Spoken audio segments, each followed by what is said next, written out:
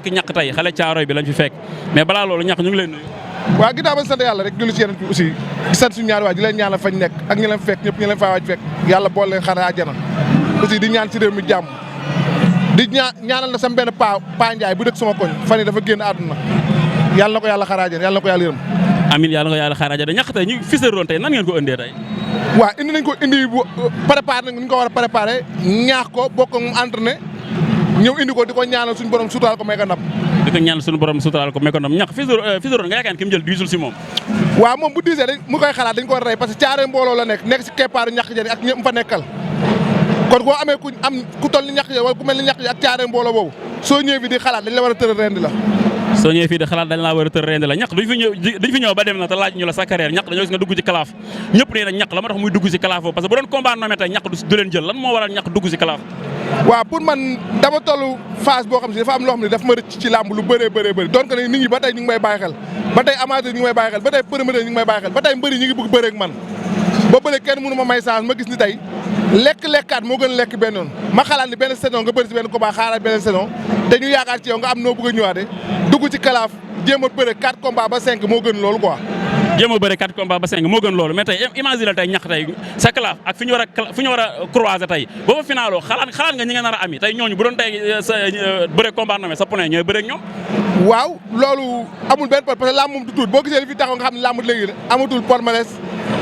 ak kii nga war a bëre wala kër nga war a boo daanee sax benn yaaw jàll pour man da ngay yéeg parce que daan dem la daanu xaar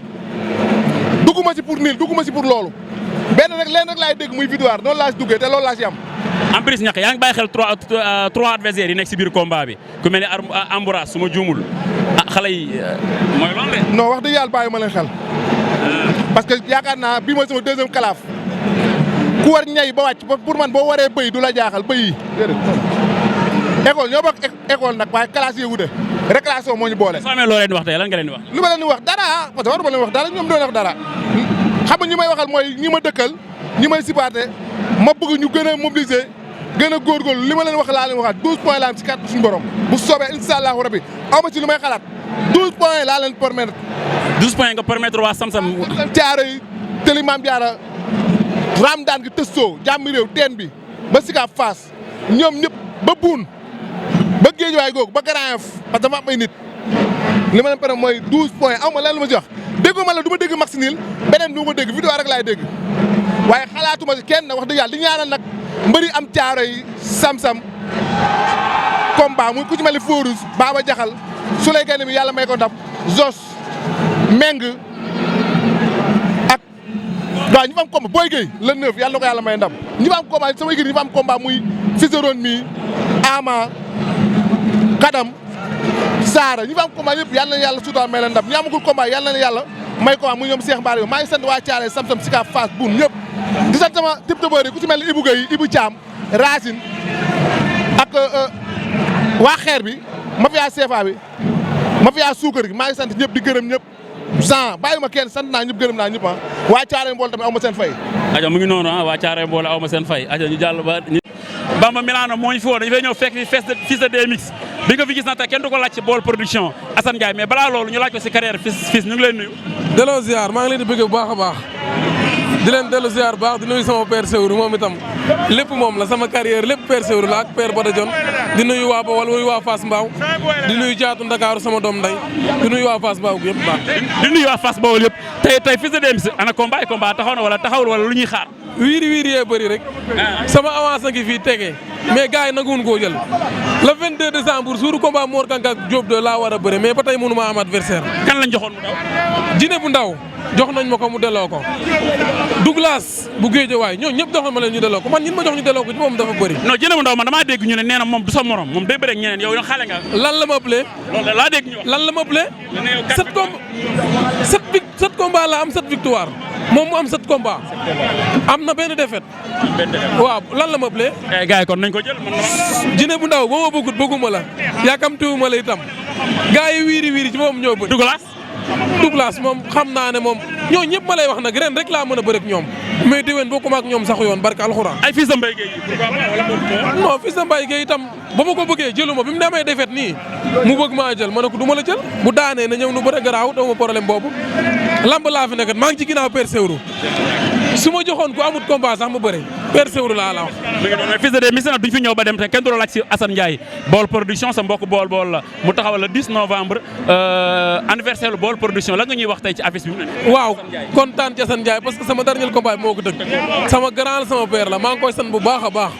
di ko ñaanal moom moo xam li mu bëgg ci carrière am yàlla na ko yàlla defal di ci ñaanal sama grand Kewel 2 moom itam da ci am combat yàlla na ko yàlla may ndam Mbaye Gueye gi sama grand yàlla na ko yàlla may ndam lu rëy di ci ñaanal képp mbër Bawol bu ciy bëre yàlla na la yàlla may ndam di wax Assane Ndiaye Baol production ca kaw ca kanam ci lu baax parce que moom sama grand la quoi. incha allah mu ngi noonu ci kaw ci kanam ci lu baax. tey xam sa waaw pare rek comme niñ daan waajee rek chaque combat rek ànd ak suñuy mbokk ñëw ñaan suñu borom mu suturaal ñu incha allah ba le premier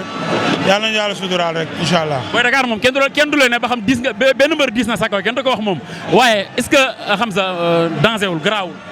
waaw boo nee Ndakaaru rek mosoo gis kuy wuyoo turu Ndakaaru góor di si kawam xam Ndakaaru li moom dafa bëri waaw man la Ndakaaru nag damay xale bi mujjee génn Ndakaaru man maay capitaine Ndakaaru barke Serigne Touba man maay capitaine Fass capitaine Ndakaaru maay capitaine Fass Mbao te waa Mandela nag dafa bëri lu ñuy xaar ci man barke Serigne Saliou te dafa bëri lu ma fa war a andi waa Bawol tamit buñ génnee Mandela dugg Bawol dafa bëri loo xam dama ko faa war a yóbbu incha allah. tey boo amee looy wax xam sa tey lan nga fa. waaw di ko wax ne na waaj rek ànd ak ay mboqam waaw na waaj bu baax a baax xam ne Ndakaaru lay bëreel rek te lu mu guddi tamit man ñi may topp dama leen dig ne dañoo war a jubilé incha allah waa Medina dañu war a jubilé lu mu guddi waa Fass Mbao dañu war a jubilé lu mu guddi waa Bawol tamit dañu war a jubilé kon dara waruma lu dul ñëw jàpp ko def li ma war a def dem. ñëw jàpp ko def li mu war a def dem tey duñ fi ñëw ba jóge fi te duñ la laaj ci Assane Ndiaye Baol production anniversaire Baol production le 10 novembre indi affiche Mbaye Gueye gi Moussa Ndoye lan nga ñu wax ci Assane Ndiaye journée beeg. waaw di ñaanal Mbaye Gueye gi bu baax a baax wax dëgg neex yàlla grand bu baax la grand bu ma bëgg grand bu ma yëg bari Serigne Saliou Mbaye Gueye gi nit ku baax la amul benn problème yaru na ku mu gis xam na li nga moom te dina la ko jox kon kooku da nga koy yéene li nga yéene sa bopp rek li may ñaanal sama bopp yëpp yéene ko sama bopp maa ngi ko ñaanal Mbaye yal na ko yàlla suturaal ci bésu le 10 bi mu jëm sama mag tamit sama xol sama lépp Kewel 2 moo ma yar lu bëri tey su ma ko doonee ci loxo Kewel lu bëri ci moom la jaar ak sama grand Cheikh ñoom ñaar lu bëri seen loxo la jaar Kewel moom kenn du ko wax moom xam na fi ma toll ci moom te li ma yéene sama bopp lu ko raw laa ko yéene ndax dafa bëri lu boor ci ginnaawam soutien de famille la quoi yàlla na ko yàlla taxaw bésu le 10. Assane Ndiaye